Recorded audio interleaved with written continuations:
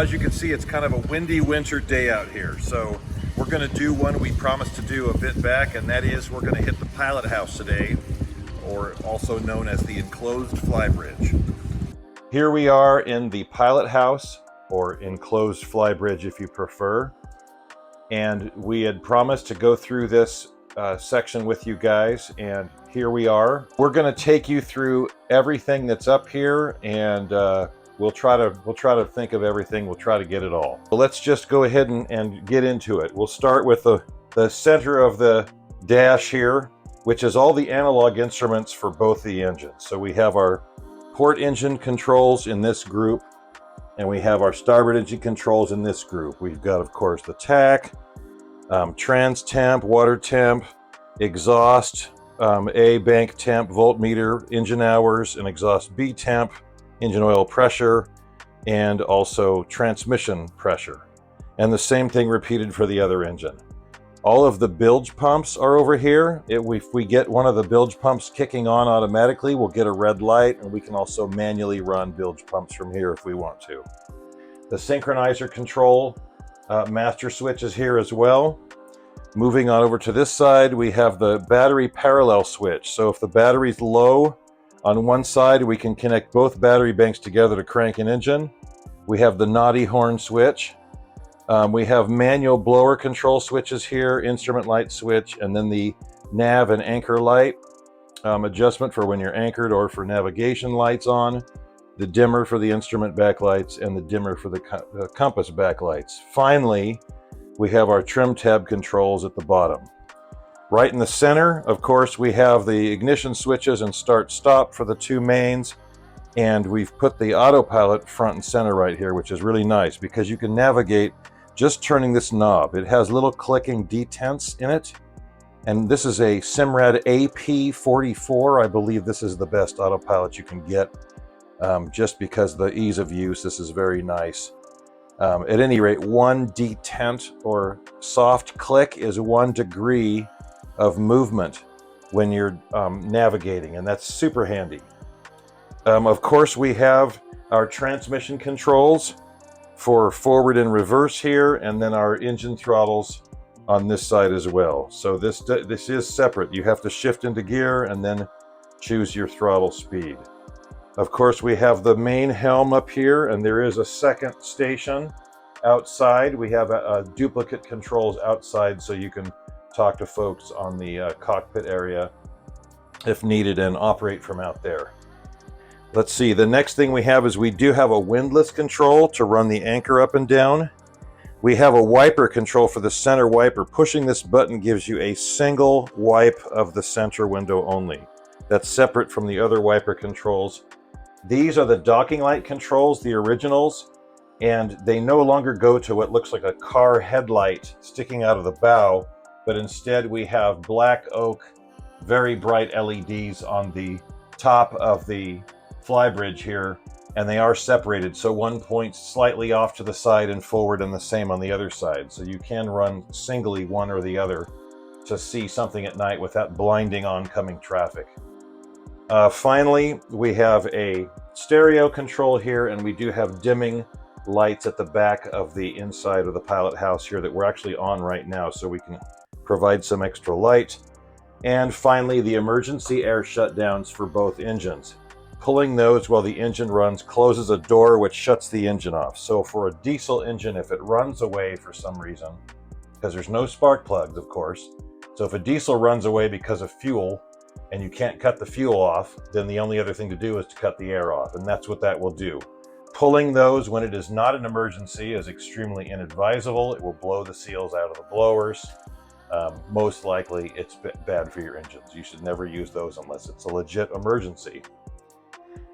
Okay, moving from there out to other essentials. Of course, we have our ever trusty compass. That is probably the most reliable instrument up here. It doesn't require any power. Nice big compass. And we have our 2 VHF radios. You can see I like to leave one on channel 13. The other one is on channel 16. So we can always monitor regular VHF traffic, but 13 for all the working vessels around here and bridges, etc. It's nice to have so you can talk and listen, or switch to a secondary channel for a private conversation. A couple of fans up here, which are nice, even though the there's an air conditioner here. The vents are on the side, so this is nice to get the air right on me and the person sitting next to me. Okay, moving right along, we have the monitoring system for high temperature and low pressure and other types of faults in the system. We have the thruster controls for the bow, and the stern thruster is here. We do have also a mount for an iPad and a Bluetooth keyboard. We use that when we're cruising and we want to look for the next place we want to tie up, get their phone number, call them and see if they have room for us, and what their nightly or per foot rate is for the night. So that's kind of our little reference station. Let's go into the MFDs. As you probably have seen, there are 4 multi-function displays, or MFDs. We don't really call them chart plotters anymore, because they all do so much more than that. Like in the case of this one over here, this is currently showing all of our security cameras, including, you can see us there from the back. There's a camera up here. So we have all of our cameras shown, but you can do so many other things. You know, we've got the fish finder on here, and we can go to radar, and we can do this from any of these screens. So it doesn't just do one function, they all do a lot. And consequently, we call them multi-function displays. These 3 are touch screens. This is a little bit older Garmin 4212. We were going to upgrade this one, but we decided to keep it because it's nice to have a non-touch screen MFD when you're in really rough seas. And we could probably remind you of, I think it's episode 3, coming, and you can see some very rough seas that were in there. And there's also one that we called fishing fail, when we tried to go out fishing and the weather just totally turned on us. And when you're in those kind of seas, trying to use touchscreen MFDs is not very effective. It's kind of a challenge. So we decided to keep that one and haven't regretted it. We have a backup depth gauge over here, and that is an in-hull transducer that just gives us a depth under the keel. That's nice to have as a comparison with the other ones. If there's a difference between that and our system, then we would go to look at, okay, which one of them doesn't agree and why. That would be a good thing to know before you run aground. This vessel draws just a shade under 6 feet. So we planned it as 6 foot of draft, and we've never run aground. I have hit a bit of a sandbar once, a little bit of mud, and it skewed the boat around, but we knew it was low, and we were just gliding through a spot that's a little skinny getting in and out of here. That was a little stressful, but just always take care and watch your charts, check your depth. All right, moving on. We also have a NEMA 2000 scanner. So this device basically will read any of the NEMA 2000 network devices. And so as an example, we can get GPS and position. You can get just a GPS speed, rudder angle, depth, and GPS speed is here. There's just rudder angle. Here's a graph of the depth, just depth and speed only, and back again. So you can just kind of page through these to whichever one is most important at a given time. And these pages, of course, would vary by what's installed on your system. I could probably install more pages. In the setup, it will let you look at anything that's on your NEMA 2000 network and select that as a page, and whether you want it in digital, tabular, or graph type data. It's a very powerful instrument. Doesn't take up very much room. Just needs a plug on the network. I highly recommend one of these for anybody's system if you don't have one. They're super handy. Finally, we have the loud hailer system, which you've probably seen me use in some of the other videos.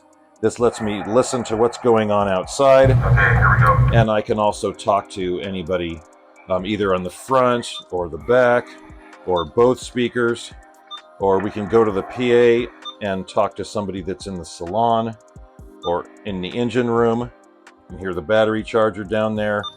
So, and this also provides us with what we call the nice horn. And the nice horn sounds like that. And that's, you can honk that and control the volume if you want to let someone know you're passing without scaring the daylights out of them with the air horn, which we call the naughty horn. If you're on a jet ski and you ride right in front of us, you probably get the naughty horn. We also do have a siren function on that as well, which can be used to get someone's attention. And finally, you are required to have mandatory signals for in fog, whether you're at anchor or underway. And this loud hailer serves to give you the underway, the at anchor, stopped, towing. These are all the mandatory fog functions. They're all built into this Horizon loud hailer system. Also up here, we have combined all of our switches for various devices into one switch panel. They were kind of all over the place, and we wanted to combine them into one location. So they were scattered all over the dash. So now we have kind of combined them into one location there. We have replaced almost every panel in this dash and mounted and rewired and run all of this equipment ourselves. The radios are new, and MFD is new, the loud hailer, the NEMA scanner, the controls, the thruster controls, the stereo, the depth gauge. There's the cruise, the autopilot rather. The autopilot, we have basically remounted everything up here or done it. And we are going to show you the mass of wiring that goes into all this stuff. We've taken what was here and really tried to clean it up, but there's a lot down there. So we're going to show you guys what that looks like.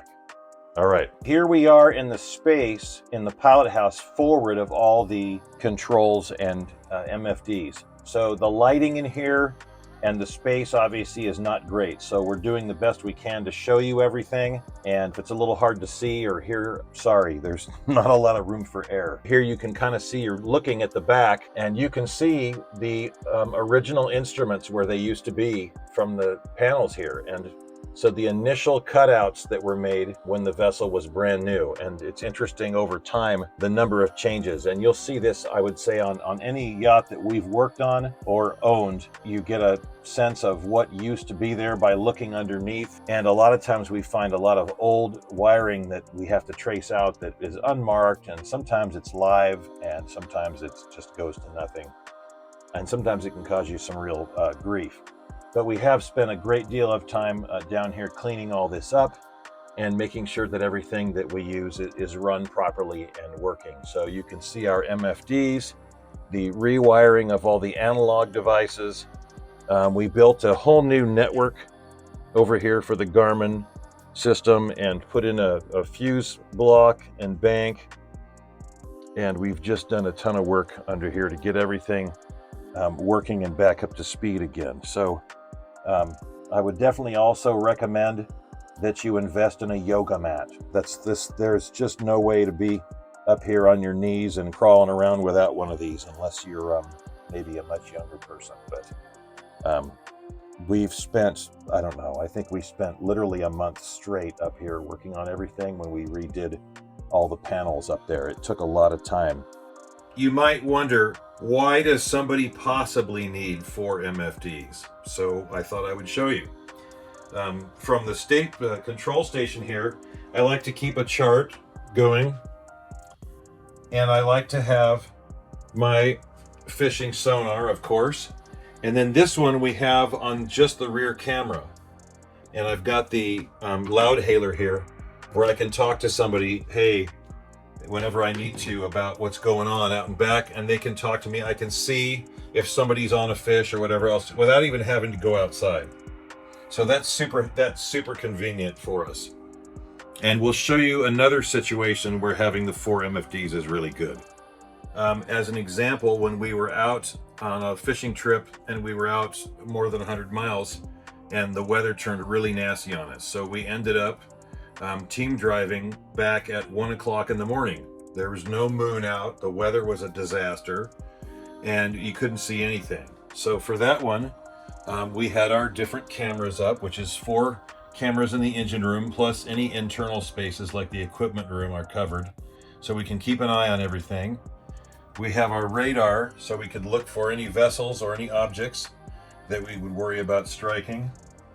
We had the forward-looking infrared, which I have turned down just low enough so you can see, even though it's daytime, you can see the radar array. But of course, this is, you can aim this wherever you want. And then we have one for our chart, so we can see where we're going. So that's why 4 MFDs is extremely useful, and it has been extremely useful. Can you do it with less? Sure. 2 MFDs should be able to get you what you need, and you can even split screen it. So if you have the space for one very large, like 16-inch MFD, and that's it, then go for the 116. If you have room for 2 12s, then I would suggest 2 12s, and then you could probably still fit like a Neiman 2000 scanner. But you definitely will have to do what you have room for. The good news is everything's networked, so you'll be able to make the most out of any types of devices that connect to it: sonar, radar, infrared, cameras, and etc. Which of course your charts. So the choice is up to you. We had space for 4, so having them all up at once is really nice.